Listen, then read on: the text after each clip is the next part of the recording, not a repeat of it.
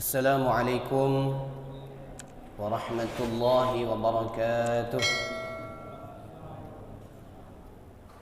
Alhamdulillahilladzi an'ama 'alaina bi ni'matil iman wal islam wa kafa billahi shahida. Asyhadu an la ilaha illallah wahdahu la syarika lah wa asyhadu anna sayyidana wa nabiyyana Muhammadan 'abduhu wa rasuluh. Allahumma salli ala sayyidina Muhammad wa ala alihi wa ashabihi ajma'in. Yang saya hormati para pengurus Masjid Al-Hasanah, Bapak Dr. Khairun Nas beserta para pengurus yang lainnya. Kemudian yang saya hormati bapak-bapak, ibu-ibu, para santri Pondok Pesantren Ummahatul Mukminin Al-Hasanah yang menyempatkan diri untuk hadir dalam pengajian kita pada malam hari ini.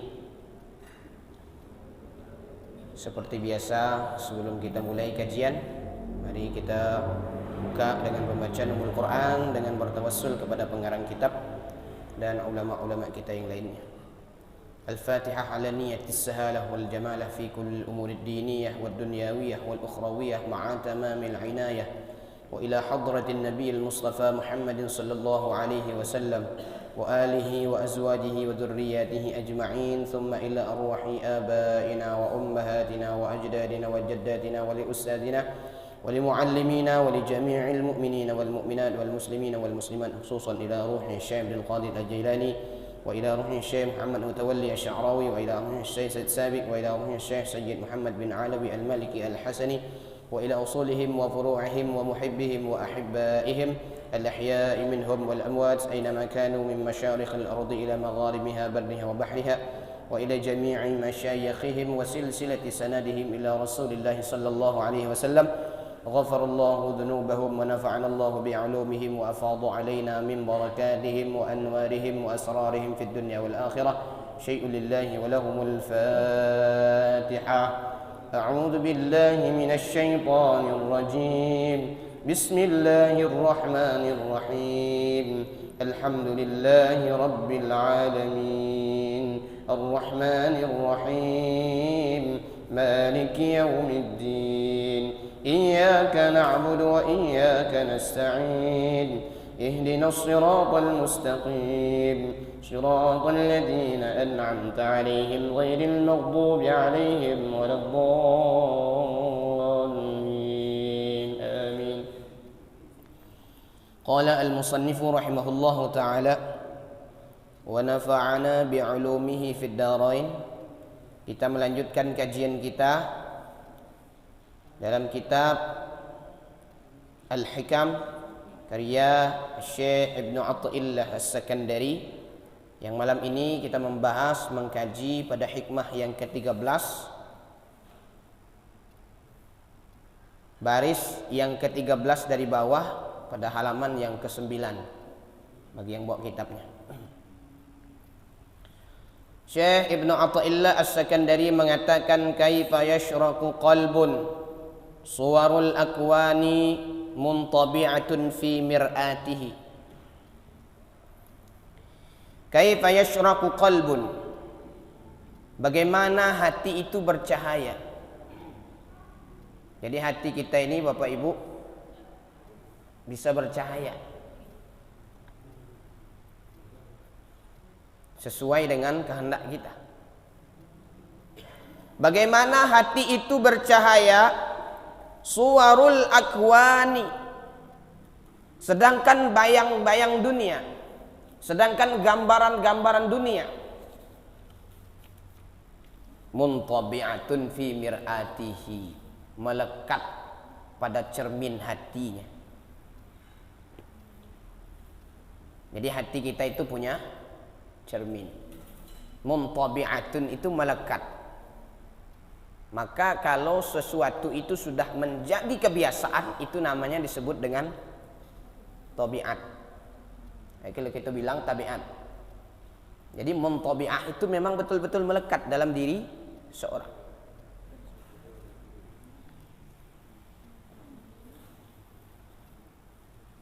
Bagaimana hati itu mau bercahaya sedangkan bayang-bayang dunia itu melekat di dalam cermin hati. Jadi hati kita itu ada cermin. Kalau kita bercermin Bapak Ibu, itu menghadap cermin, itu gambar yang ditampilkan oleh cermin sama persis dengan aslinya. Kalau cermin itu bercahaya, maka dia akan mengeluarkan cahaya. Kalau yang bercermin itu gelap, maka dia akan menampilkan gelap. Maka seperti itulah hati, kalau dibayang-bayangi oleh dunia cermin hatinya, maka hatinya juga akan condong kepada dunia. Maka hati itu paling penting. Maka dalam hadis disebutkan innallaha la yanzuru ila ajsamikum. Sesungguhnya Allah Subhanahu wa taala tidak melihat jasadmu, tidak melihat fisikmu, wala ila suwarikum, tidak melihat rupamu. Kalau seandainya Allah itu melihat fisik Bapak Ibu, misal Allah melihat bagi hidung yang mancung baik, maka rugilah yang hidung pesek. Allah cuma melihat orang yang sehat saja, maka rugilah orang yang sakit. Allah cuma melihat orang yang gagah baik, orang yang cantik saja, berarti rugilah orang yang jelek. Banyak ruginya saya Bu. Mano hidung pesek ya tak? Mano jelek pula ya tak? Kalau Allah melihat fisik, makanya disebutkan innallaha la yanzuru ila ajsamikum wala ila suwarikum. Allah tidak melihat fisikmu, Allah tidak melihat rupamu. Apa yang Allah lihat? Walakin yanzuru ila qulubikum wa a'malikum. Tetapi yang Allah lihat adalah hatimu, amal perbuatanmu. Itu hati. Jadi hati kita itu kalau sudah bercahaya, itu sudah aman. Tetapi bagaimana hati itu bercahaya, sedangkan bayang-bayang dunia masih ada di dalam cermin hati kita. Kepengen baik ini, kepengen baik itu, macam-macam. Ketahui olehmu bahwasanya hati itu sir yang latif, ditaruhkan Allah Ta'ala bagi manusia di dalam dadanya. Sesuatu yang tersembunyi, lembut, itu ditaruh oleh Allah dalam dada kita. Maka makna hati di sini, qalbun di sini, mempengaruhi jiwa seseorang. Maka disebutkan segumpal daging itu menempati kendaraannya. Tiap-tiap anggota jasad itu askarnya. Tiap-tiap anggota tubuh kita itu tentaranya, anggotanya. Dan hati itu adalah raja. Maka hati inilah yang mengalirkan segala aktivitas-aktivitas itu. Kalau hati ini sudah jelek, kalau hati ini sudah rusak, maka jiwa kita pun juga rusak. Maka Bapak Ibu, orang sering punya penyakit hati itu banyak sakitnya, banyak penyakitnya. Kalau hati sudah sakit, kalau hati sudah rusak. Kalau hati sudah rusak, mulut jadi rusak. Iri hati dengan orang, mudah diri kita untuk menceritakan orang lain. Si anu itu seperti ini, si anu itu tidak usah, tidak bagus dia. Berasal dari hati. Dari hati ini tangan jadi rusak juga. Akhirnya apa? Karena iri hati dengan orang, merusak barang orang, merusak sesuatu dengan tangan kita. Macam-macam. Makanya rajonya itu hati. Dan rajo itu ada dua wajah. Satu wajah itu melihat kepada dirinya dan kepada segala anggota tubuhnya, kepada segala askarnya. Itu hati. Kemudian wajah yang satunya melihat kepada Tuhannya. Makanya Bapak Ibu, kita ini nanti di akhirat yang kita bawa itu apa? Hati yang selamat. Harta tinggal, anak tinggal, istri juga Pak. Sama weh. Tak ada ibu-ibu masuk dalam kubur sempak dengan bapak-bapak ni. Kalau ada itu hebatnya tu. Kalau ada atau ibu-ibu yang meninggal, bapak-bapak ikut juga masuk dalam kubur tu. Ada Bu?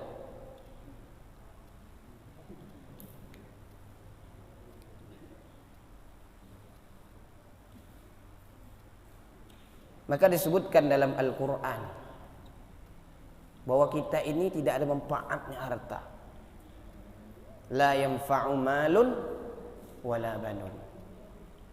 Yauma la yanfa'u malun wala banun. Pada hari itu tidak manfaat, tidak ada gunanya harta, tidak ada gunanya anak. Harta yang berlimpah tidak ada gunanya, tidak ada manfaatnya. Tidak ada gunanya nanti di akhirat. Lalu apa ada yang gunanya? Illa man atallaha biqalbin salim. Kecuali orang yang datang menghadap Allah dengan membawa hati yang salim, hati yang selamat, hati yang baik.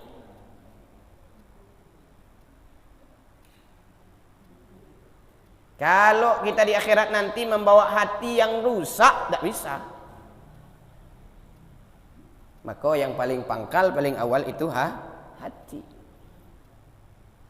Maka disebutkan oleh Rasulullah, inna qalba Bani Adam, sesungguhnya hati anak Adam itu kullaha semuanya, baina asabi'aihi min asabi'ir rahman, berada di antara kekuasaan Allah subhanahu wa ta'ala.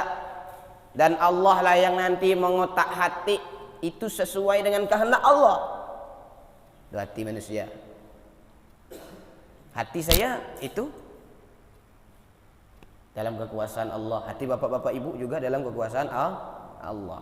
Makanya pada saat itu ketika Rasulullah menyebutkan, Nabi berdoa, Allahumma ya muqallibal qulub tsabbit qalbi ala dinik.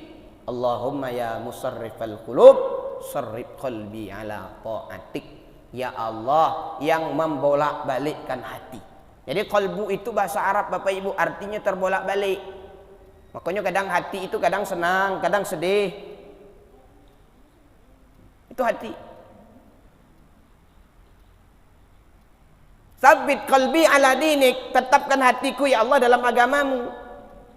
Ya musarrifal qulub, wahai yang memindah-mindahkan hati, sarrif qalbi ala ta'atik, pindahkan hatiku dalam ketaatan kepadamu.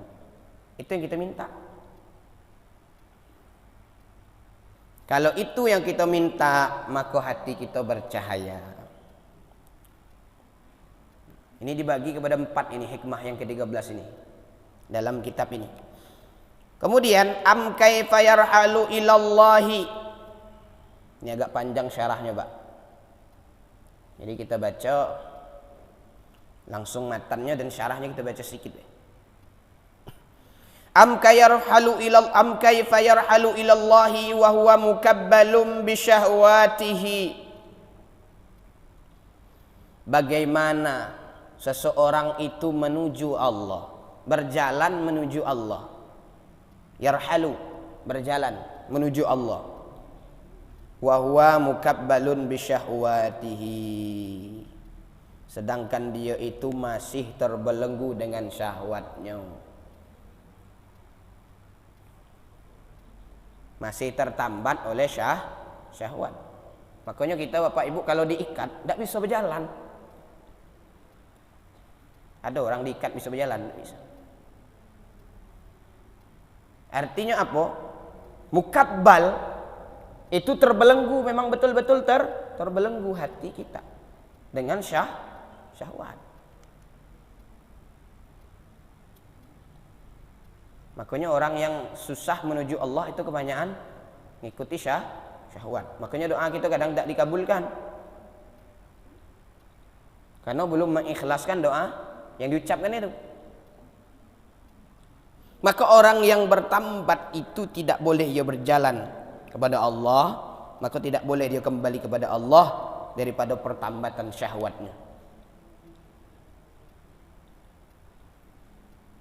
Dan sesungguhnya tidaklah dapat berjalan daripada alam tabiatnya kepada hadiratul haq ta'ala. Karena hatinya masih bertambat dengan syahwat, masih ngikuti hawa nafsu. Maka wajib kita meninggalkan segala syahwat bagi orang yang berkehendak kepada jalan Allah, sekalipun yang mubah.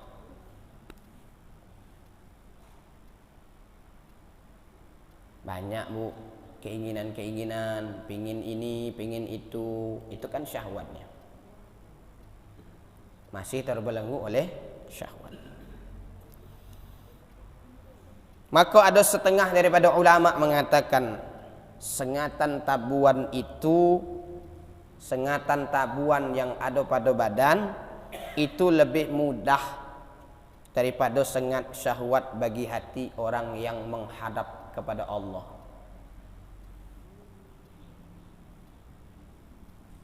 Kalau sengat tabuan sakit cuma di jasad, minum obat hilang. Tapi kalau sengatan syahwat kepada hati itu lambat hilangnya, susah ngilangnya, tergantung diri kita lah. Ada orang yang cepat hilangnya.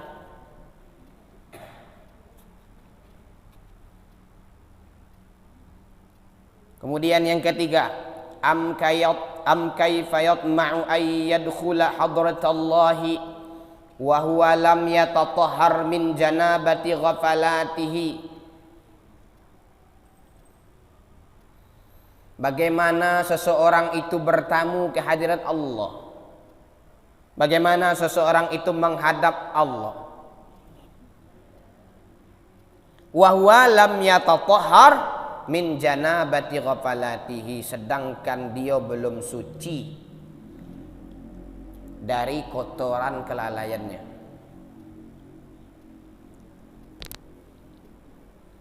Kita kok tamu Allah kalau Bapak Ibu. Tapi apakah kita bisa bertamu ke hadirat Allah Subhanahu wa taala? Memang kita ini bakal dipanggil oleh Allah taala. Karena memang panggilan itu ada beberapa jenis. Ada panggilan yang sifatnya ikhtiari, panggilan yang bisa milih. Apa itu? Panggilan haji, itu namanya panggilan ikhtiari. Kita nak berangkat haji atau tidak terserah. Yang kedua ada panggilan ijbari, panggilan yang sifatnya paksa. Apa panggilan paksa itu? Kullu nafsin dha'iqatul maut. Setiap yang bernyawa, setiap yang punya jiwa itu pasti mati. Itulah namanya panggilan yang terpaksa, dipaksa. Dak nak, mau dak mau tetap dipanggil. Tinggal nunggu giliran. Apa saya dulu, apa bapak-bapak, ibu-ibu dulu, atau saya belakangan. Atau sebaliknya, saya belakangan, bapak-bapak, ibu-ibu yang dulu. Sama be.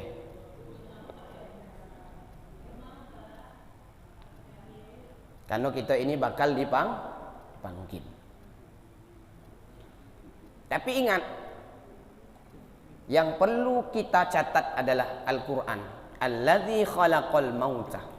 Allah yang menciptakan mati. Wal hayata. Allah pula yang menciptakan hidup. Untuk apa ada hidup? Untuk apa ada mati? Liyabluwakum ayyukum ahsanu amala. Untuk melihat siapa yang paling baik amalnya. Itu yang paling penting. Lalu bagaimana kita ini bertamu ke hadirat Allah sedangkan kita ini belum suci daripada kelalaian kita. Kita ni masih banyak lalai.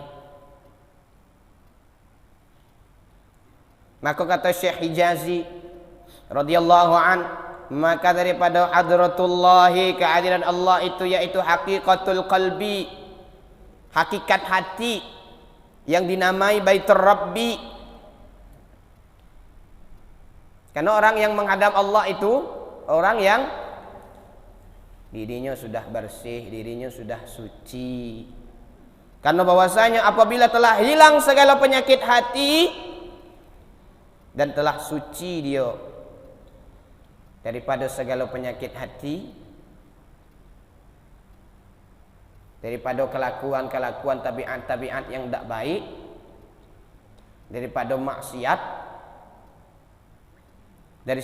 daripada segala khatir yang ditolak, bisikan-bisikan hati yang bukan mengajak kebaikan, maka zahirlah dalam anwar ilahiyah. Maka nyatulah seseorang itu dalam nur ketuhanan.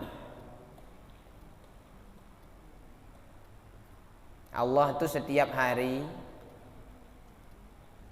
mencurahkan kepada kita nur keilahian, cahaya ketuhanan. Tapi tergantung hati kita nerima apa tidak.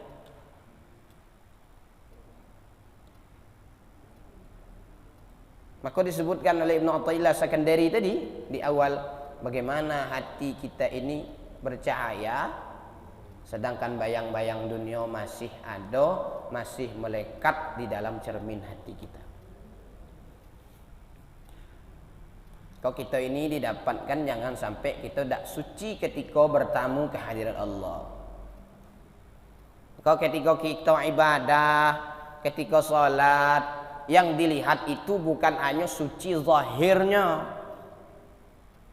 Jasad kita sudah berwudu, cuci muka, cuci tangan, cuci kaki, cuci sebagian kepala, cuci telinga, cuci yang di dalam mulut, yang di dalam hidung, sela-sela jari jemari, baik tangan maupun kaki, itu dicuci memang secara zahir. Tapi ingat, ketika kita ibadah, ketika kita salat, bukan hanya yang zahir baik yang dicuci.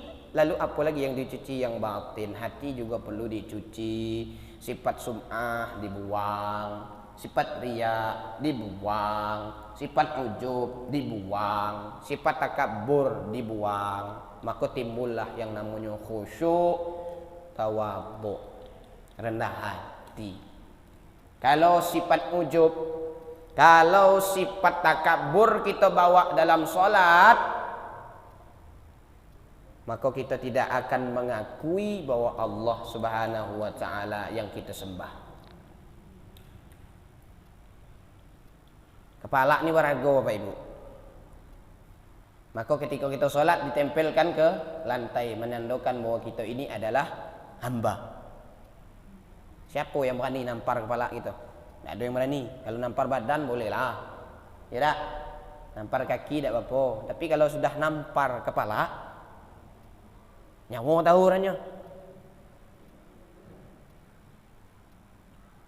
Kalau sudah nampar kepala, bolehlah kita. Nak di mana? Kan gitu ya tak? Maka ketika kita sholat, tempelkan ke tempat yang sehina-hinanya di bawah, menandakan bahwa kita ini adalah hamba, yang kita sembah itu adalah Tuhan kita, pencipta kita, raja kita. Itu yang perlu diperhatikan. Maka orang ketika sholat, ketika dia sholat itu tidak ada sifat takabur ujub, maka dia bakal mengatakan dalam hatinya bahwa yang saya sembah ini adalah Allah. Maka dia bakal rendah hati. Sehingga apa? Sehingga solatnya itu dapat membekas bagi kehidupan sosial. Kalau kita menandakan bahwa Allah Subhanahu wa ta'ala maha segala-galanya, maka ketika kehidupan sosial kita tidak akan pernah yang namanya ujub, sombong, takabur. Maka solat itu ada pelajaran-pelajaran penting. Di samping kita menyembah Allah, ada pelajaran-pelajaran penting yang dapat kita ambil dalam kehidupan sosial. Maka ketika kita sholat, salam ke kanan, salam ke kiri, apa itu? Menandakan bahwa kita ini adalah manusia yang cinta dengan damai, selalu mengucap, menebarkan salam ke kanan maupun ke kiri, yang baik dengan kita, yang jahat dengan kita, tetap kita salam, tetap sampaikan kedamaian. Tuh. Kalau kita masih memusuhi orang, berarti sifat sholat kita belum melekat dalam pribadi kehidupan sosial.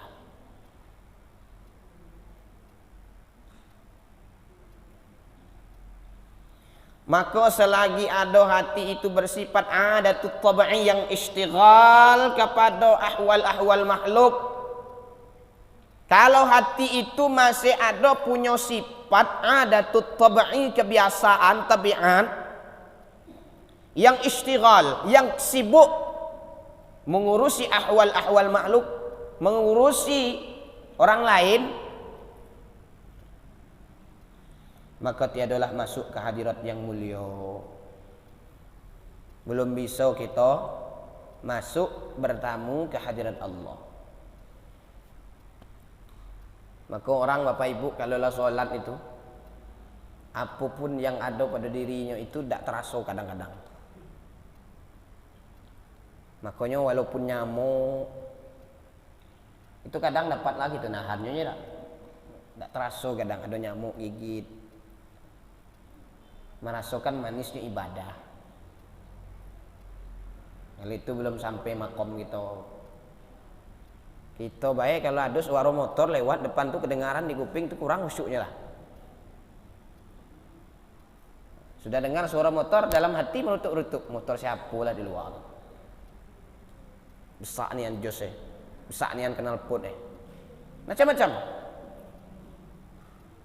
Karena hati kita masih banyak memikirkan bayang-bayang dunia. Jadi kita kok malam kok belajar sama-sama aja dah macam mana caranya menata hati ketika ibadah kepada Allah. Supaya apa? Supaya ketika kita beribadah itu dapat kekhusyuan. Sekalipun memang maqam awam, kata Imam Al-Ghazali, minimal ketika takbiratul ihram itulah khusyuknya. Karena masih di maqam awam. Sedapat mungkin dari mulai sholat sampai selesai sholat khusyuk.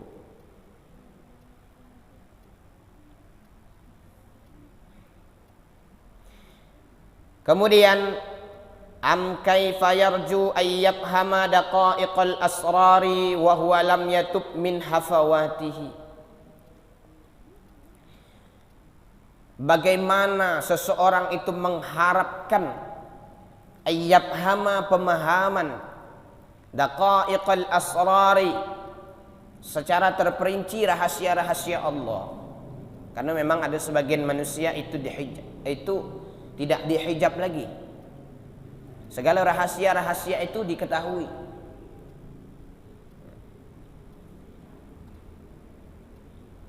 Wa huwa lam yatub min hafawatihi. Bagaimana seseorang itu mengharap pemahaman secara merinci apapun rahasia-rahasia Allah, sedangkan dia itu belum bertaubat dari kekeliruannya. Kita ini banyak dosa, Bu. Macam-macam dosa kita. Kalau nampak dosa itu mungkin nangis kita.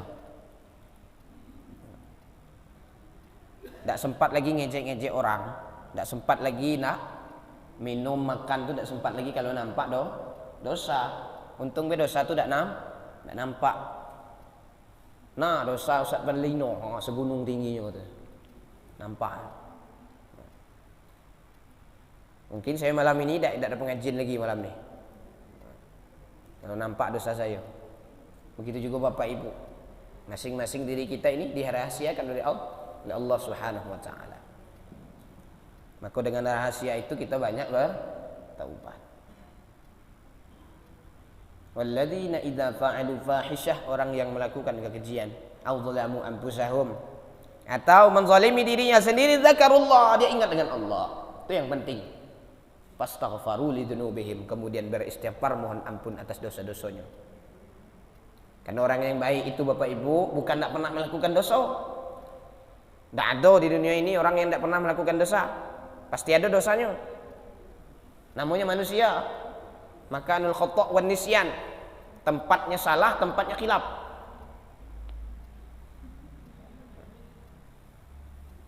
Tapi ingat, setiap daripada kita berbuat dosa, langsung ingat dengan Allah, langsung mohon ampun. Kata Syekh Asy-Syadzili radhiyallahu an, bermula bersahabat serta Allah itu, artinya orang yang bersama dengan Allah, yaitu meninggalkan segala syahwatnya. Syahwatnya ditinggalkan.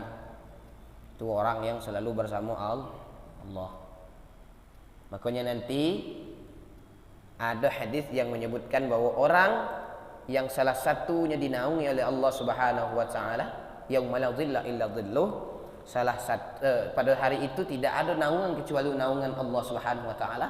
Salah satunya adalah seseorang yang ditawari oleh perempuan untuk berzina. Perempuan itu punya jabatan yang tinggi, punya harta yang banyak, tetapi seseorang tersebut ketika ditawari, maka dia katakan, inni akhafullah, aku takut kepada Allah Subhanahu wa taala. Itulah orang yang bersama dengan Allah, karena dia di dalam hatinya tertanam muraqabah, tertanam ihsan, an ta'budallah ka'annaka tarahu. Kamu melihat Allah seakan-akan kamu beribadah kepada Allah, seakan-akan kamu melihat Allah. Fa illam takun tarahu fa innahu yaraka. Kalau kamu tidak melihat Allah, maka yakinlah sesungguhnya Allah melihat engkau.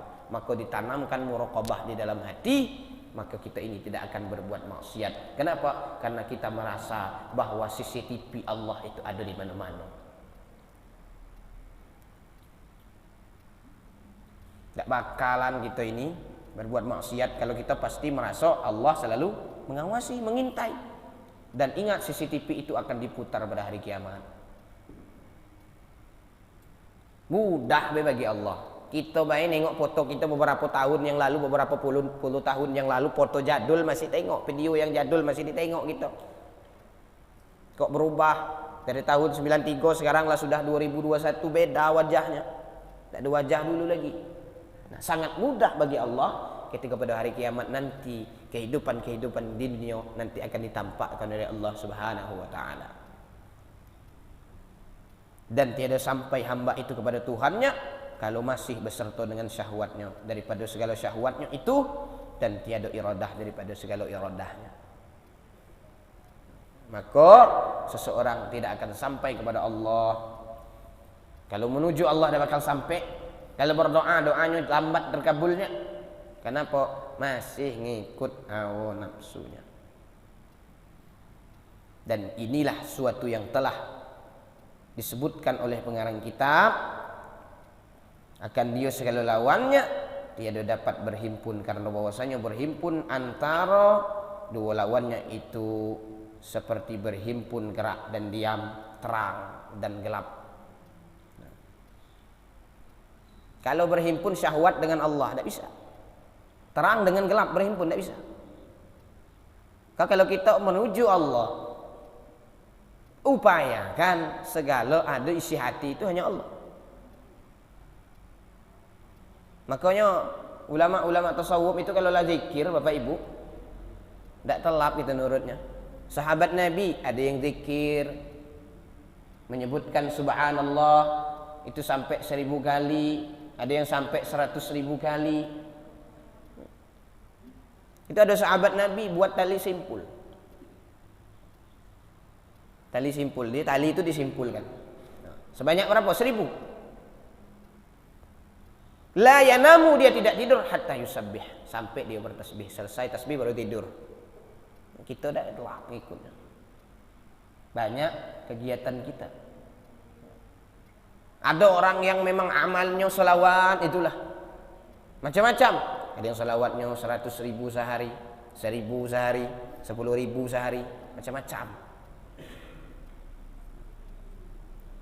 Kita 10 kali, 100 kali, susah.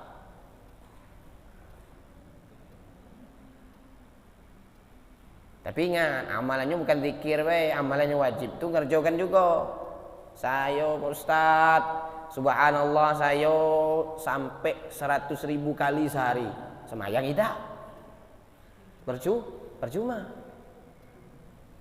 Solat yang wajib tidak dilakukan, tetapi ngucap subhanallah sampai 100.000 kali percuma. Karena untuk apa kita melakukan hal-hal yang sunnah tetapi yang wajib itu tidak dilakukan, maka yang sunnah itu tidak diterima oleh Allah Subhanahu wa taala. Puasa Senin Kemis rajin. Puasa Arafah rajin, tidak pernah tinggal. Puasa Ramadan kadang 15 hari. Puasa Ramadan kadang 10 hari dapatnya. 20 hari itu mana? 20 hari itu kadang maling-maling makan siang hari. Percuma puasa Senin Kemisnya kalau yang wajib masih bolong-bolong. Karena kenapa? Gaji pokok nak diambil, gaji tambahan bonus itu nak diambil, gaji pokok itu harus ambil dulu. Kau libur terus nak minta tambah. Mana nak? Gaji pokok baik dipotong, apalagi bonus. Nah, keupayakan kita selalu banyak bertaubat kepada Allah Subhanahu wa taala. Upayakan hati kita itu selalu terpaut kepada Allah. Upayakan hati kita itu suci dari kotoran-kotoran kelalaian. Karena seseorang hatinya itu tidak akan bercahaya kalau bayang-bayang dunia masih melekat, masih menempel di dalam hatinya. Maka di akhir kajian ini mari kita iktiraf sejenak, karena iktiraf itu adalah pengakuan kita bahwa kita ini adalah seorang hamba, banyak melakukan dosa, banyak melakukan maksiat. Mudah-mudahan Allah Subhanahu wa taala mengampuni dosa-dosa kita, menerima segala amal baik kita, dan mudah-mudahan kita dijauhi daripada kemaksiatan sehingga hati kita bersih, hati kita suci, tidak lalai lagi melakukan segala ibadah kepada Allah Subhanahu wa taala. Ilahi lastu lil firdausi ahla wala aqwa ala naril jahim.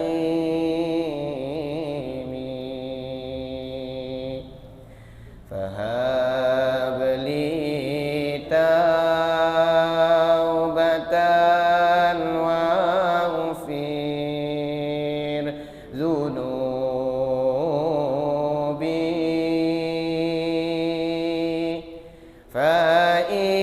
فإنك غافر الذنب العظيم.